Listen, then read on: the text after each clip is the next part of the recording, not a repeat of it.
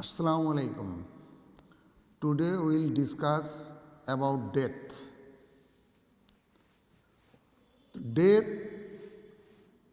Discuss করার আগে আমাদের জানতে হবে what is death.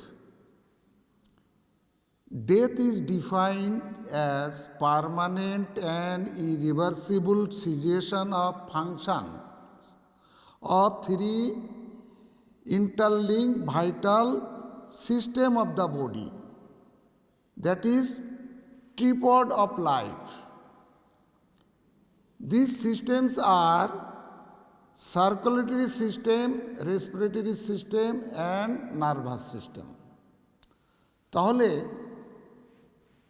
ডেফিনিশন থেকে আমরা জানলাম যে ডেথ বলতে বুঝবো যখন পার্মানেন্ট এবং ইরিভার্সিবলভাবে এই যে তিনটা সিস্টেম রেসপিরেটরি, সার্কুলেটরি এবং নার্ভাস সিস্টেমের কাজ বন্ধ হয়ে যাবে, ইরিভার্সিবল, সেটা আর ফিরবে না। এরকম অবস্থা যদি হয় শরীরের, তখন আমরা বলবো এটাকে death.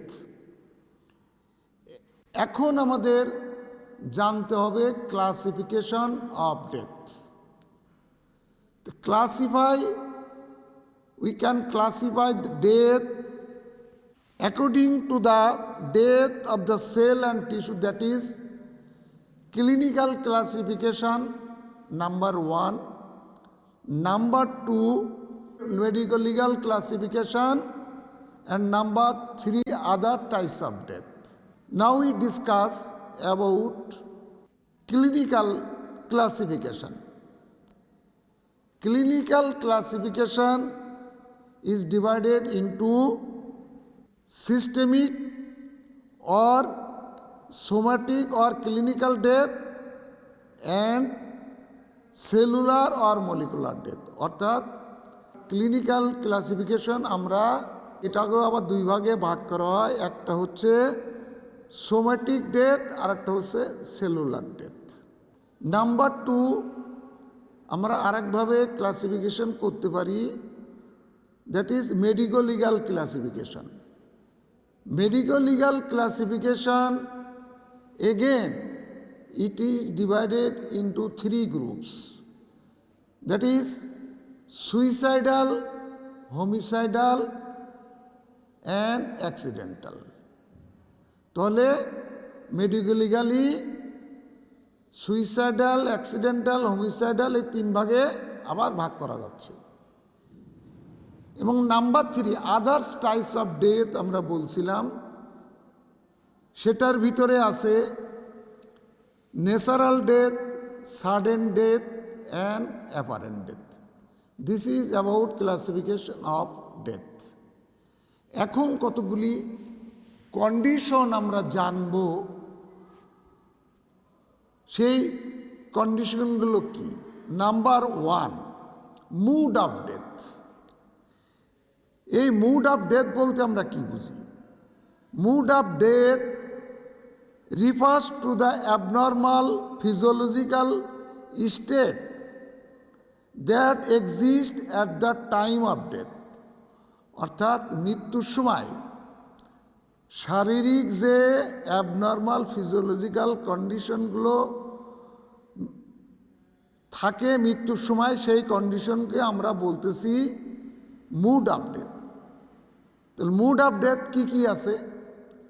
Mood of death number 1 coma. Coma means cessation of function of central nervous system. অর্থাৎ সেন্ট্রাল নার্ভাস সিস্টেমে যখন ফাংশনগুলো সিজেশন হয়ে যায়, সেই কন্ডিশনকে আমরা বলি কমা। Number 2 syncope. সিনকোপ বলতে আমরা কি বুঝি? Cessation of function of circulatory system. অর্থাৎ সার্কুলেটরি সিস্টেমের ফাংশনগুলো যখন বন্ধ হয়ে যায়, সেই কন্ডিশনকে বলা হয় syncope. Number 3 asphyxia. Asphyxia, that is cessation of function of respiratory system. অর্থাৎ রেসপিরেটরি সিস্টেমের ফাংশন যখন বন্ধ হয়ে যায় সেই কন্ডিশনকে আমরা বলি অ্যাসপেক্সিয়া। তাহলে মুড অফ ডেথ জানলাম আমরা সিনকোপ, কমা অ্যান্ড অ্যাসপেক্সিয়া। এখন আরেকটা কন্ডিশন আমাদের জানতে হবে, সেটা হচ্ছে manner of death. Manner of death বলতে আমরা কি বুঝি? It is the way in which the cause of death is produced.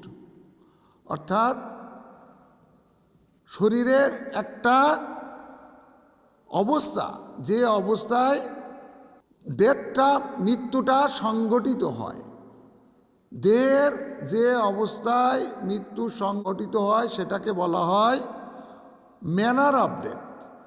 Manner of ডেথও আবার দুই ধরনের। Number one natural death, number two unnatural death. তাহলে এই যে বললাম ন্যাচারাল ডেথ এবং আনন্যাচারাল ডেথ, তাহলে এখন আমাদের জানতে হবে কাকে আমরা ন্যাচারাল ডেথ বলবো, কাকে আমরা আনন্যাচারাল ডেথ বলবো। ন্যাচারাল ডেথ হচ্ছে death occurs completely by disease process or old age. Trauma or poisoning did not play any part in bringing it about. অর্থাৎ ন্যাচারাল ডেথকে আমরা ওই কন্ডিশনকে বলবো যেটা কোনো রোগ এর কারণে হচ্ছে অথবা বৃদ্ধ বয়স, ওল্ড এজের কারণে হচ্ছে, কিন্তু সেখানে কোনো অবস্থাতেই আঘাত এবং পয়জনিং এই ডেথের বেলায় কোনো প্লে বা অংশগ্রহণ করবে না। অর্থাৎ এই ডেথে ট্রমা এবং পয়জনিংয়ের কোনো ভূমিকা থাকবে না। তাহলে এটা আমরা জানলাম ন্যাচারাল ডেথ। তাহলে আরেকটা ডেথ রয়ে গেছে, সেটা হচ্ছে আনন্যাচারাল ডেথ। আনন্যাচারাল ডেথ আমরা কোনটাকে বলবো? Unnatural death occurs due to poisoning or trauma। অর্থাৎ পয়জনিং অথবা ট্রমার কারণে যে সমস্ত মৃত্যু ঘটবে সেটাকে আমরা বলবো আনন্যাচারাল ডেথ। তাহলে আমরা ডেথের ডেফিনিশন জানলাম, ক্লাসিফিকেশন জানলাম, আর কতগুলি ডেথ সম্বন্ধে কতগুলো কন্ডিশন সম্বন্ধে জানলাম, যেমন mode of death, manner of death. এখন আমাদের জানতে হবে যে cause of death and its classification, মৃত্যুর কারণ এবং তার শ্রেণীবিন্যাস। দি কজ অফ ডেথ বলতে আমরা কি বুঝি? The cause of death is the disease or injury responsible for starting in the sequence of events which are brief or prolonged and produce death। অর্থাৎ কজ অফ ডেথ বলতে আমরা বোঝাচ্ছি যে কোনো একটা ডিজিজ অথবা ইনজুরির কারণে যে ডেথ অর্থাৎ যে সিকোয়েন্স অফ ইভেন্ট হয় সেটার জন্য দায়ী, এবং এই ডিজিজ অথবা ইনজুরি এটার কারণে ডেথ যখন হয় এটা খুব তাড়াতাড়ি হতে পারে এবং প্রলংড হতে পারে, দীর্ঘায়িত হতে পারে। তাহলে এখন এই যে কজ, এই কজকে আমরা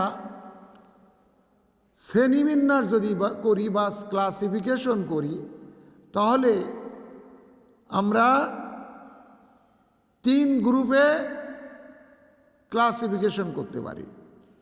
একটা হচ্ছে ইমিডিয়েট কজ, আরেকটা হচ্ছে বেসিক কজ, আরেকটা হচ্ছে contributory cause. Now we will discuss in detail about the cause of death. Number ওয়ানে আমি বলছি ইমিডিয়েট কজ। তাহলে ইমিডিয়েট কজ কোনটাকে আমরা বলবো? Cause of death due to terminal illness, অর্থাৎ এই যে সংজ্ঞার ভিতরে আমরা যে বলছি একটা ইলনেস, এই ইলনেসে টার্মিনাল স্টেজে পৌঁছাইয়া যখন মৃত্যু হয় সেটাকে আমরা বলছি ইমিডিয়েট কজ। অর্থাৎ ওই রোগের শেষ সীমায় যে পৌঁছানোর পরে যখন মৃত্যু হয় সেটাকে বলছি আমরা ইমিডিয়েট কজ। আর বেসিক কজ, বেসিক কজ বলতে আমরা কি বুঝি? বেসিক কজ বলতে the cause for which terminal illness develop. মনে করো একটা রোগ যেমন peritonitis due to abdominal injury. Abdominal injury হওয়ার কারণে পেরিটোনাইটিস হয়েছে এবং পেরিটোনাইটিসের কারণে যদি মারা যায় সেটাকে আমরা বলতেছি ইমিডিয়েট কজ। আর এই যে পেরিটোনাইটিস ডেভেলপ করার জন্য যে কারণ সেটাকে বলতেছি আমরা বেসিক কজ। অর্থাৎ এই পেরিটোনাইটিস কেন হয়েছে? অ্যাবডোমিনাল স্টাফ ইনজুরি কারণে। তাহলে অ্যাবডোমিনাল স্টাফ ইনজুরি হচ্ছে বেসিক কজ, আর টার্মিনাল কজ হচ্ছে বা টার্মিনাল এই যে স্টাফ ইনজুরি টার্মিনাল যে স্টেট হচ্ছে সেটা হচ্ছে পেরিটোনাইটিস এবং পেরিটোনাইটিসের কারণে মারা যাচ্ছে, সেটাকে আমরা বলছি ইমিডিয়েট কজ। তাহলে ইমিডিয়েট কজের রোগের কারণে হচ্ছে এবং ওই রোগটা বানানোর জন্যে যারা যে সমস্ত কারণ দায়ী সেটাকে বলতেছি আমরা বেসিক কজ। আরেকটা কজ নাম্বার 3 কজ আমরা বলছি কন্ট্রিবিউটরি কজ। কন্ট্রিবিউটরি কজ আমরা কোনটা বলবো? It is a pathology of the body which can complicate the basic and immediate cause. Basic এক ইমিডিয়েট কজকে যে সমস্ত কারণ কমপ্লিকেটেড করে তোলে সেইগুলোকে আমরা কন্ট্রিবিউটরি কজ বলি। যেমন diabetic mellitus. Diabetic mellitus is the contributory cause of a patient of stab injury. এই যে স্টাফ ইনজুরি হইল, তার যদি ডায়াবেটিস মেলাইটাস থাকে তাহলে তার শরীর ভিতরে ইনফেকশন হলে ওই ইনফেকশন তাড়াতাড়ি কন্ট্রোল হবে না, আরও কমপ্লিকেটেড হয়ে যাবে, তাহলে তার মৃত্যুকে ত্বরান্বিত করবে। তাহলে এটা এই ডায়াবেটিক মেলাইটাস এইভাবে কন্ট্রিবিউটরি কজ হিসেবে কাজ করতেছে। This is about the cause of death and classification of death. আজকে তোমাদের এই পর্যন্ত। তোমরা সবাই সুস্থ থাকো, ভালো থাকো, এই দোয়া করে ক্লাস শেষ করছি। আসসালামু আলাইকুম।